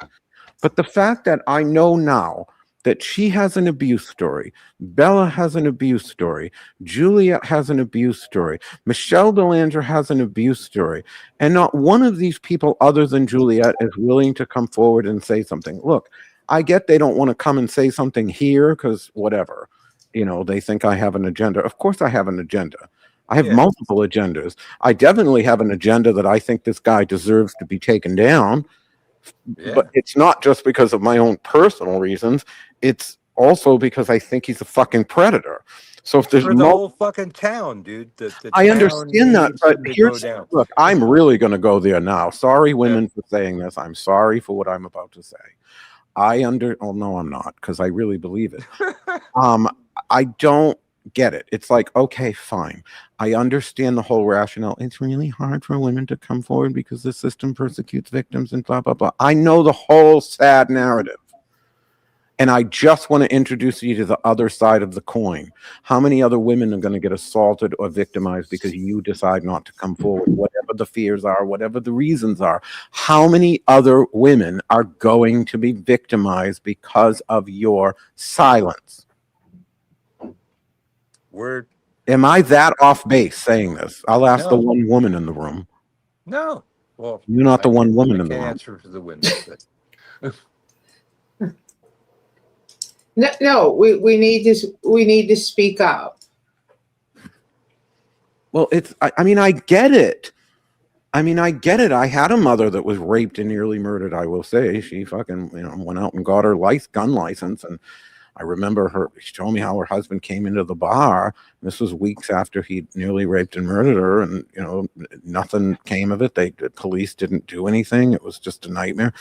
But she had by then got her gun license along with my niece Angel's grandmother. And, they both had guns now. And of course, Kathy was great. She had the big picture of Clint Eastwood with a rifle above her bed, and then there was that silhouette from the gun range with all the holes in the middle of the head and the heart. Angel's grandmother was just something else. But my mother just told him, I've got a gun, and if you bother me anymore, I'm going to shoot you, and you'll be dead. So my mother stood up. And it was not, my mother was not the kind to stand up. So if she stood up, you can stand up. And Gabby, Bella, and the rest of you, you don't need to do it through me. If you think that I'm not the right platform to speak out against this person, I'll respect that. I get Michelle Belanger doesn't like me because of the Gramassi shit. That was all their fault. But the other thing is, her story, it's disgusting to me that nobody listened to any of us going on about this guy until Michelle Belanger spoke up. It's like suddenly this matters. Like, first of all, her story's 30 years old. Secondly, the woman that she was talking about, Paulina, and I also spoke in a chat, a public, on Tepetz and Ruse's wall. Her ex-boyfriend, Cliff, I think his name was, said that she did say all the things that Michelle Belanger is saying she said. However, Sebastian sends me a picture of this Paulina woman from a few years ago getting reinitiated by Nutless Wonder. So one does need to ask the question, was she telling the truth, or did she regret what I'm certain she said what she said, because multiple people said she said what she said. Well, but if this guy was sexually a predator to you, why would you go back to him for initiation? Why would he take her back? So who knows what that story really was? But I do know that, I know you're friends with her, Sean. I do, but she's being a coward. Well, and what did she get initiated into? Bella, you're being a coward. Gabby, you're being a coward. You don't have to come through me, but every day that you don't stand up for what was done to you, there's all these other women it's being done to. And you can hate me as the day is fucking long for saying this, and it will not reduce a single molecule of truth in what I am saying right now. Every day that you do not point out what this person has done to you, there are other women it's going to be done to. And so if you don't like me, or you don't want to empower, look, I told Gabby I said, I messaged her. I said, you will have the entire umbrella of my protection. And that is not inconsiderable coming from someone they've tried to cancel for decades and failed at. Like, I know how to stand up. And I've never had a choice but to know how to stand up. I never had the luxury where I could be passive. So, if I called Gabby a retard, I'm sorry. Do I think she was acting like a retard? Well, absolutely. If you're going to do that to a bunch of Salem people, we're going to make fun of you. Sorry, not sorry. People often do crawling back to their abusers. It's very well documented. So it's strange. I don't think it means that she's lying. She could just be, I don't know if they call it Stockholm syndrome or what, but people often do become emotionally dependent on people who abuse them. I don't know. I don't understand it. And I will say, and I had a mother like that for the longest time. Somebody mentioned, what about the plagiarizing? Well, fucking Llewellyn published this guy. Like, Llewellyn published him. And he literally says in his Llewellyn bio how he's indigenous and he's 100 initiations and all these things. Like, his claims are so nonsensical and farcical that it brings us back. Was it you, Shannon, that you said you found an old Llewellyn book? Who found? Oh no, it was someone told me they found an old Llewellyn book, and it was when Scott Cunningham was doing the Kahuna Hawaiian magic. I can't remember who. Oh yeah, I remember that book. Right, but it just goes to show you Llewellyn's been doing this. I mean, and look, and I carry their stuff because it sells, and they have a lot of really good books. They do. I kind of think that Llewellyn will publish anybody, though, to be honest. Well, they get on my nerves with that, and I love Michelle. That's my, Michelle said it wasn't just Heather Green that, because I swear she went after him just to piss me off. But that's one of the acquisitions editor. There is apparently a count of the final approvals of the books, and I'm like, really? You got this person claiming everything under the sun, and you're going to publish them? There's just something so. I wish, and there was a period where I think both Alicia Gallo and Heather Green were taking Llewellyn to a higher level place, and something's happened. There was this period where they were elevating to some degree, but now it's just not. But bigger than the plagiarism, which is a problem, but it's not quite the same as sexual predation.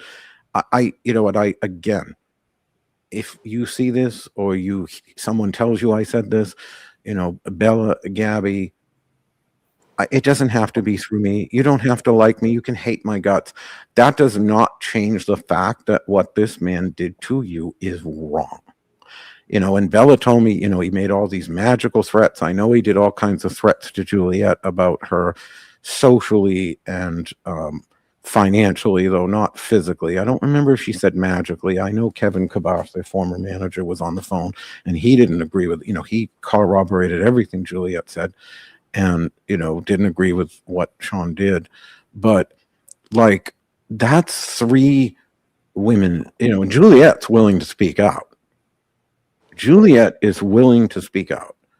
If I could get her, even one of them, if I could get Bella, Gabby, or Michelle, one of them, along with Juliet, I would focus the show on the stuff from Michelle. I'm not going to go there unless I have women willing to speak out.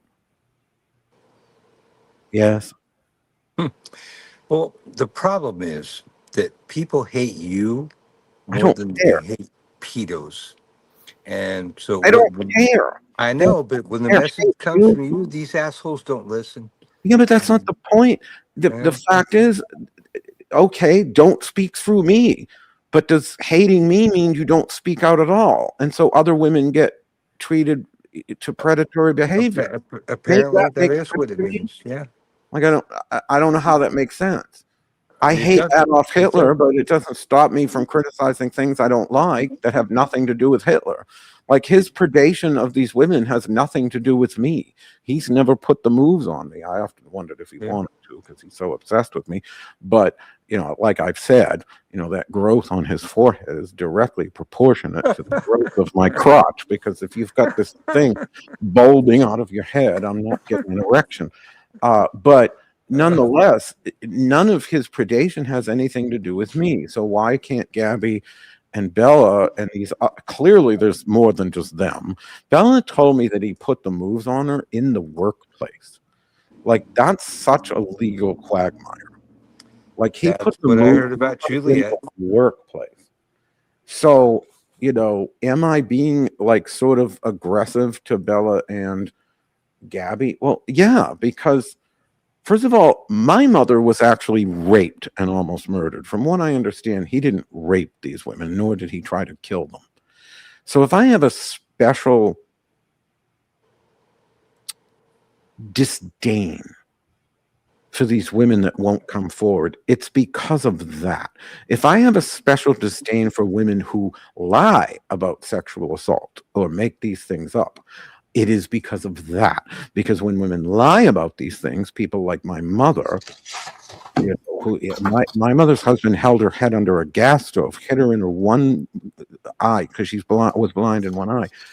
Hit her in the good eye with a grappling hook. It took her weeks before she could see. Angel's grandmother, Kathy, walked my mother around for weeks blind with a broken leg. So I have a particular disdain for these women who trivialize sexual assault either by lying about it or when they experience some form of predation don't bother to come forward for whatever selfish reason, or because they're too afraid, or because the system, or because of re-traumatization, or whatever else. And all I can say is, how many people like my mother are going to go through something far worse than you experienced because you won't speak out? That has nothing to do with your hatred of me, or your hatred of pedos, or your hatred of anything else. It should be about what is right. Are you going to, Gabby Gray, Bella Tashian, are you going to do what's right, regardless of me? That's on you. You know, would I love to see this happen? Would I love to see this person that's hurting so many people finally, face the music? Well, absolutely. But I mean, he didn't try anything with me, and anything he's done to me, literally he desecrated my grandmother's grave online, my grandfather, my great grandparents, desecrated their grave, exploited a black homeless man in my name that looked like he was about to die, and no one cared. Everybody thought that was fun. So, he supported the guy who hired a pedophile. Everybody saw that as restorative justice. What if they hate me that much that they can't see reality? It's sort of like that Trump derangement syndrome. It's like people get so fucking deluded where I'm concerned, but I don't need to have anything to do with it. Your CBS. but CBS. their sense of justice. So no, I don't. No, I don't, Sean. Unless they were raped and murdered and had their eye hit with a grappling hook, no, I don't. I think what happened to my mother is worse than what happened to them, and could happen to some women in the future by virtue of their silence. It's that I understand what they went through, is why I'm saying what I'm saying. Because they should absolutely speak out. How many women are going to, it doesn't, whatever they're feeling, whatever they went through, how many women are going to be harmed because they decide to keep doing podcasts and talking about vampires? Like, I've seen Gabby's pages. I'm a vampire, and let me go tell you how to this. While this guy put her through hell, and she don't want to talk about it. And it's like, no, I'm never going to bend on that. I'm never going to bend on that, because every time I see that, it's not that I haven't heard all of the arguments.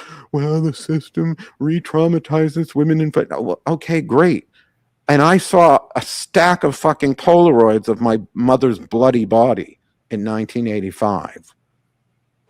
So if you think that's going to trump whatever they went through, especially if the next victim that comes along experiences something far worse than Gabby and Bella experienced, like maybe they were just sexually harassed, maybe they were manipulated through power structure, maybe, who knows? I mean, Bella worked for him when he was putting the moves on her, and according to Bella, Nutless Wonder's wife demanded Bella be fired because she and Sean, were banging, apparently, or allegedly. This is what Bella told me. So it's like, okay, that's great. It wasn't as bad as it could have been for some women, but what if the next woman is that bad? Hell, what if it's Shannon? If you called me tomorrow and said there was a murder-suicide at the Wild House, I would not raise an eyebrow. I wouldn't be remotely shocked. I wouldn't even be fazed. I would literally think, yeah, that's kind of where we start going. So much as I revile his wife, I certainly don't think she should be next. I don't think she should experience what my mother experienced. So what if Gabby and Bella's silence results in that? What if that's what it results in? Or what if it's another, you know what I mean? I don't know what really happened with Gabby and Bella. I know some of it. I know others know more. But I know I've heard from multiple people they've told about how serious it was. Not just one, multiple people. What infuriates me is that it's literally just politics, dude. People think that they need to pick a side. I've seen multiple people who I respected, like Matthew Venus is one example, who I thought he did some good work. I stopped following the guy because he associated with Sean Wilde and started working with him. Why? Because he doesn't like you. And people think that that this is like party politics and they have to pick a side. Are you with Christian or are you with Sean? I think it's, I don't know. Oh, you nailed on the very thing that upsets me more than anything. By the way, I just sent the code to the YouTube chat. So if you are watching on YouTube, I just sent a 25% off code for both darkcandles.com and hexwitch.com. It works for 48 hours. So you just hit the nail on the head. I don't want people to take my side. I don't want people to take his side. I don't want people to take any side but the truth. The truth must will above all. It must be the thing that matters most, is the truth. And so if your commitment is not to that, I don't want you on my side. Like if you're someone that's siding with me because you think I'm more popular or I'm the one to know, and you're willing to believe false things about him because of your like of me, I don't want you in my world. I don't want, if I have to lie to win, I've lost. There are a few things I believe more strongly than that. If I have to say, like, that's why I want Bella and Gabby to speak, because I don't know. I'm not a woman. I haven't been, treated the way that they're claiming they've been treated. So, like, if they're not willing to come out and say boo, well, more shit's going to happen. And if it's not true, well, then maybe they shouldn't speak out. I don't know. I will never impugn someone for what I do not know. The things that I have criticized Sean Wilde for are things I personally know for a fact. Now, I've passed other criticisms. I put Michelle Belanger, and of course, Father Sebastian did make a fair point. Well, you don't know if it's true. I'm like, well, I don't know. But if it's even 50% true, I'm giving voice to it just for all the truths I've told that nobody fucking listened to. I won't personally lie, and I don't even like passing on a lie. So, I was a little nervous even posting it. But, like, I put Michelle Belanger's host on Blue Sky, which you can look her up and see it, or search my wall on Facebook for Michelle Belanger and see the post. But, I put it because it really does speak to everything I've heard. If I find out it is a lie, I would take it down. But, I put that out there. I took a chance. But in reality, I don't hold him to those things. I hold Sean Wilde to the things I know he's done for a fact, like desecrate my, call my niece a murderer, attack my dead father, and call him say I got started with daddy's drug money, all the horrible things. And let me tell you something. He's not the enemy. He's the brush. I'm waiting for that collapse, and it will happen. He's already been taken off the bill from Temple Fest. Don't think I didn't know and didn't notice. And I don't see Penzak liking anything he writes. I am the Eye of Sauron. I notice the tiniest of details. And so that tide is changing. But when it finally collapses, he's not the enemy. He's the paintbrush. He's the person I'm going to go and say, Evo Dominguez, why were you so close to this? Matthew Venus, Matt Oren, Storm Variable. Why? Like, he's going to be the brush I tar them with. He's going to serve a function to me long after he's out of the game. What were you going to say?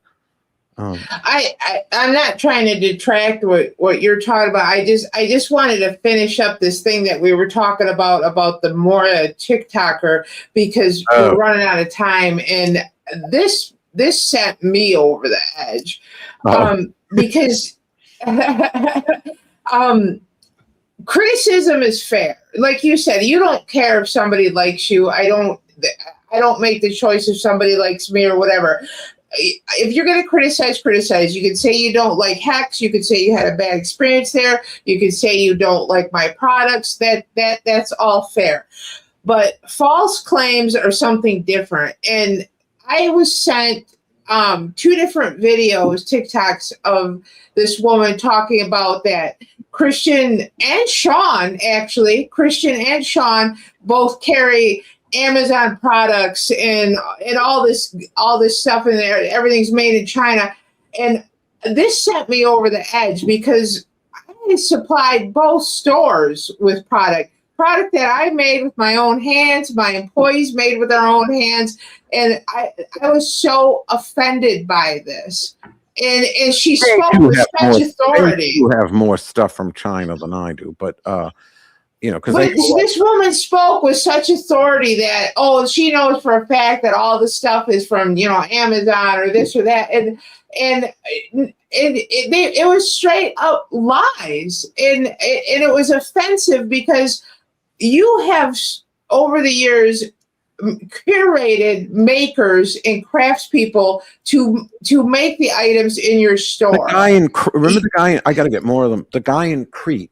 So I had this dagger maker in Crete, and he literally created molds for this, and it has the serpent goddess of the Minoans as the handle of a dagger. And he loved my idea so much that he said, why don't I do one with the Minotaur? And it's like literally the Minotaur is the fucking handle. Like, I've had these really amazing curated things that are just so not, from Crete and Egypt and Greece. And yeah, and it's extremely insulting. And then there was an ex-employee saying, I remember when he made us peel off the Amazon stickers. And it's like, first of all, I don't remember, but I think Atlanta Candle, which is where we get our blank 7 days, which we don't actually sell blank 7 days. We label them like everybody else. But where do you think people get these? I mean, we get them from Atlanta Candles. Some people probably do get them from Amazon, but they're blanks. I mean, you've got to wholesale them from somewhere. Nobody. Yeah, the glass has got to come from somewhere. We're not blowing glass in the back room. Okay, who's making the which of these fucking purists? Let me ask you, Moira Downsy, she really does. I want you to go to I need to get her picture. Tell me this. She looks like her in a minute. I don't know. I can't get it from here, but she absolutely looks like she has Down syndrome. Just like all of those statues that Jeff Cullen makes. They all look like they have a touch of the Downs. But this woman about the candle, it's like, are you making the glass in the back room? Like, wait, are you blowing the glass of the candle holder? Like, no one can do 7-day candles without getting them somewhere. Yeah, we have to buy the glass somewhere, and we're definitely not buying it off of Amazon. We're buying it from a supplier. There is one, I think the one thing, well, actually, no, there's things. So what I would get on Amazon are like sewing. So when I have those voodoo doll kits, that you put the herbs in and stuff. God, I wonder why I never had you do these. They're basically they're little felt things, and they have one opening. It's been sewn all the way to like here. But anyway, I guess this lady just mass produces these things, and so I buy the thing, and then I buy the sewing kit from Amazon, so I can put it in the kit, because you get this giant box of these little sewing kits you keep in your car or your purse or whatever. And so that's from Amazon. And the things that you make, the crystal candles. Yeah. I have to buy the glass somewhere. Right. Well, the only place I found that celestial glass jar is on Amazon. But then you take that jar and pour your own, recipe into the jar. So it's just ridiculous. These people will say anything. And then they get upset, like the one that said on my wall, well, there were NDAs and that proves. I'm like, that doesn't prove anything. NDAs don't protect you from fucking civil or criminal litigation. They don't. So, yeah, if you come into the argument, even if you're on in fact, I'm worse. Like, if you're on my side of an argument and you come out with falsehoods, I'm going to be worse, because then you're crippling my ability to make an argument. If you're joining me in the argument and trying to prove whatever point in other words, if you come out and lie about Sean Wild, as I'm telling the truth, I'm going to be mad at you because you're disabling my ability to seek justice towards that person, because your lies are now undermining the truth. So I don't want to, I'm harder on the liars when they're on my side of a thing than I am when they're not. Like, I'm way worse. In fact, when I had that freak Jamie work, and she was going on about Carlos, the former tour manager, and I finally caught her in a lie when she was saying he raped her, and because I always doubted it. I mean, he was kind of a dweeb, I didn't think he was a rapist. And she finally admitted, well, he did this lie about me, so I told this lie about him. And then she caught herself and stopped half sentence, and I realized she knew she got caught. And I was like, I can't support that. Like, if you're willing to lie to win, even if that win helps me win, I don't want to win that way. Yeah, because here's this was the thing that I really had a problem with, because she was trying to act like she was, calling you out, and this was like consumer advocacy and all this stuff. No, you're content farming is what you're doing. Now, everything that she said was not based in any fact whatsoever. She got one got 35,000 views, the other got 18,000. I didn't care, because you know how many people are going to shop at my store? Like, they're going to go there. They're going to, let's say they go on the website. They're going to see it isn't all made on Amazon. And they're going to see neat and cool things and want to buy them. So thanks for the advertising, whore. They're going to see your candles. They're going to know they're not made in it. They're going to know that your soaps are handmade. They're going to know that things are handmade. They're going to know looking at it. It's going to, make her look foolish. And that's, 35 plus 18,000. It may be overlap between the two videos, but that's all of those people that may never have heard of me that are now going to go look at what I sell. I mean, all I can tell you is that year, and I talked about it on the Salem group, when Lori Bruno said I called her in the middle of the night and called her a cunt at 3 a.m. anonymously. Of course, I would have called somebody a cunt at 3 a.m, just not anonymously. And so I didn't do it. It made printed newspapers as far away as Belgium and London. And if she's even still doing that, last I heard, she had gone full tilt Trumpy. She's reading in a restaurant booth at Rockefeller's. My corporation went up $500,000 in revenue the year after that restraining order.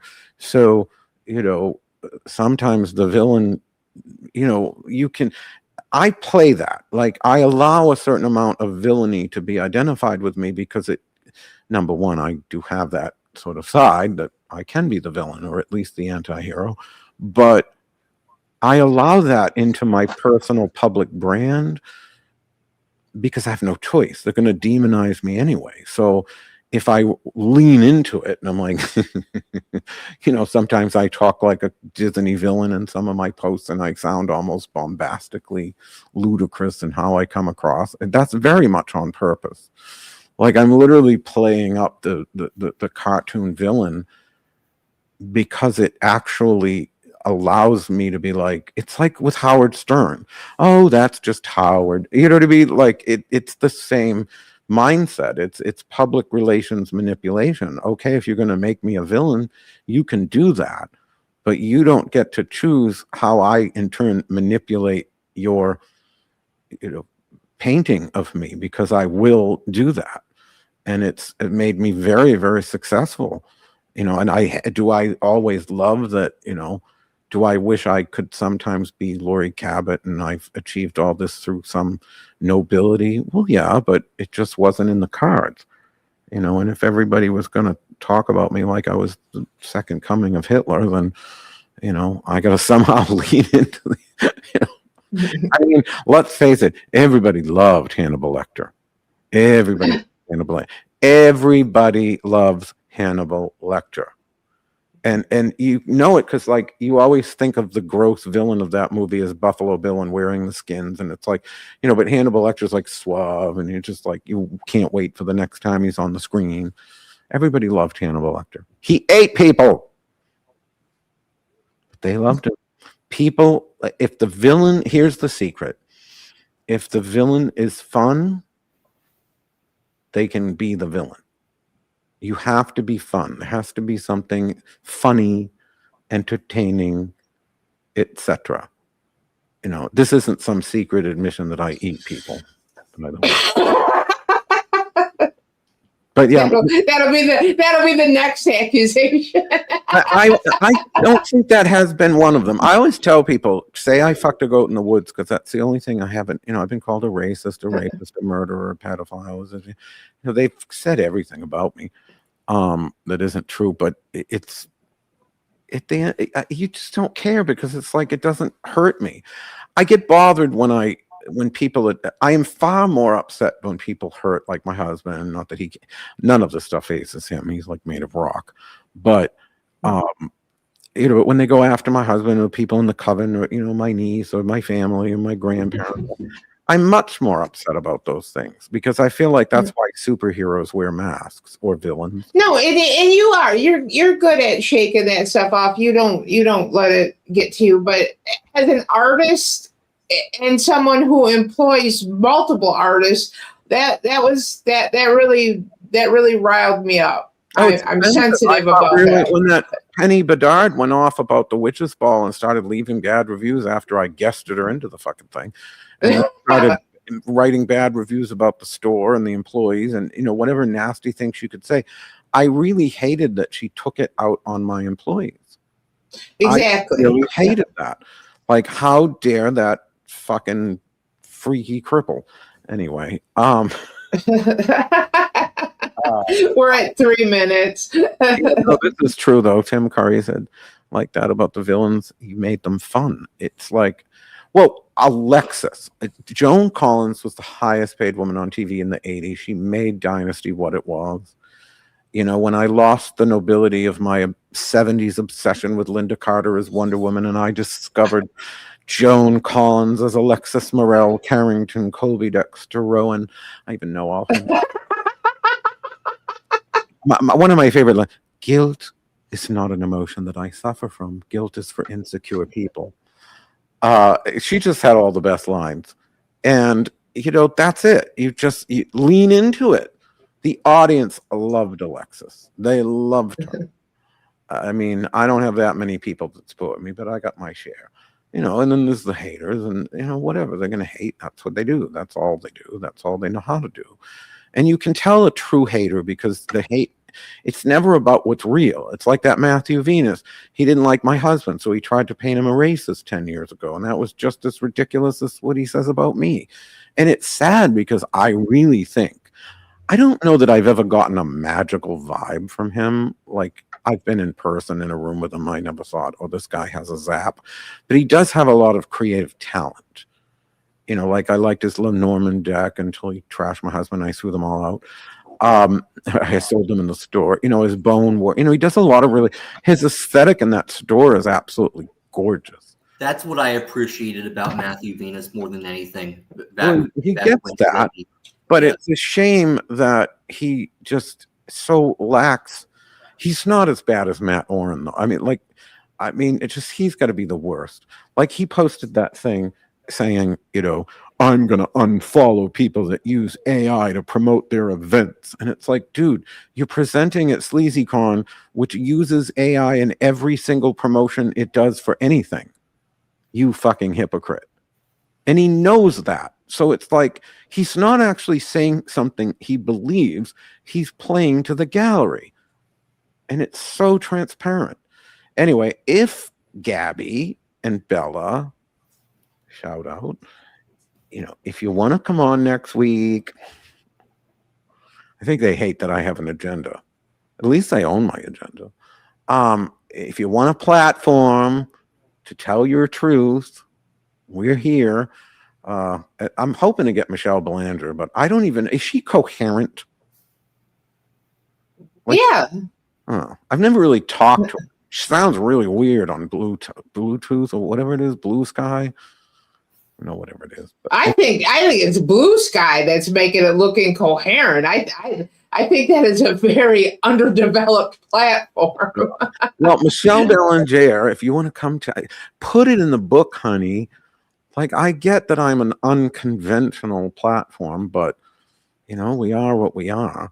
We need to get your friend Barb on here. Talk about mystic South. Oh no, she's convocation. Why are all these people platforming these morons? Anyway, it's 10 o'clock, so we will see you all next week. Thank you, Josh, and thank you for having me. Coming on. Yeah, thanks for coming on. Yeah, you definitely added something, so call in again. Good night, everyone. Good night. Thank you.